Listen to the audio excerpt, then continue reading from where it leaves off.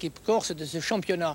À mes côtés, deux présidents, Pierre Fantoni, que tout le monde connaît, et Pierre Figari, patron, président de l'équipe de Niort, et puis Bastia d'origine. Alors, Pierre Figari, de retour en deuxième division, hélas, avec votre équipe qui n'a fait qu'une saison en première division.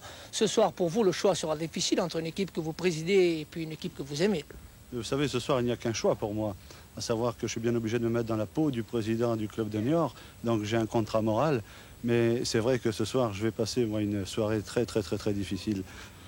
Et donc, eh bien, on attend avec anxiété cette soirée. Pierre Fantoni, même problème pour vous? Non, mon problème se pose différemment quand même. Pour moi, je suis président d'une équipe de football et je suis corse, donc je voudrais que cette équipe gagne. Mais par contre, il est vrai que j'ai en face de moi ce soir un président qui m'est particulièrement cher, puisque c'est un président corse qui m'a accueilli à Niort et qui possède dans son club beaucoup de Corses. Donc, pour moi, c'est la deuxième équipe corse du championnat de France professionnel. Cruel dilemme aussi pour Pascal Marini, Paul Squaille et Tony Chervetti blessés qui vont retrouver ici ce soir à Foriane leurs anciens coéquipiers.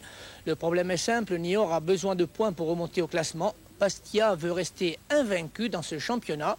Il ne manque plus que le public pour faire de cette rencontre. Dans les dernières minutes de cette rencontre, l'équipe bastiaise se retrouve maintenant troisième du classement, ex-aequo avec Le Havre, et cela dans le championnat de France de deuxième division.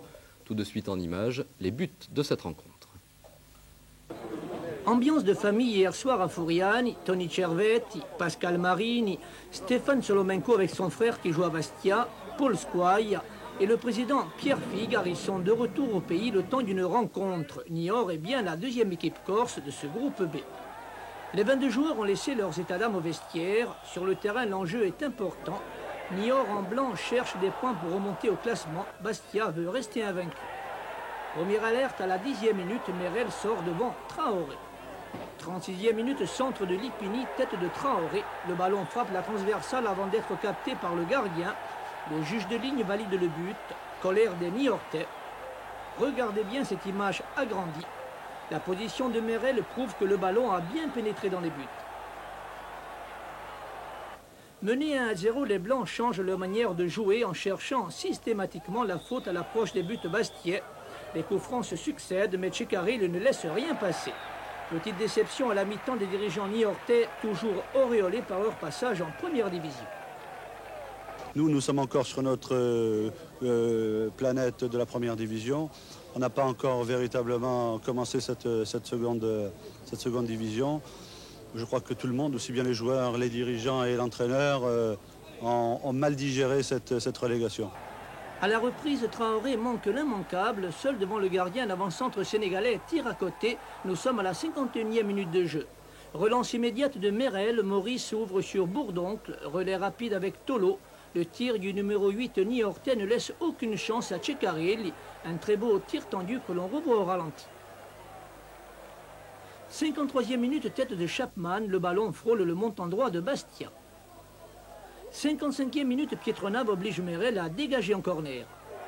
60e minute, très belle action collective de Bastia. Bracconi, Lipini, Antonette et encore Bracconi.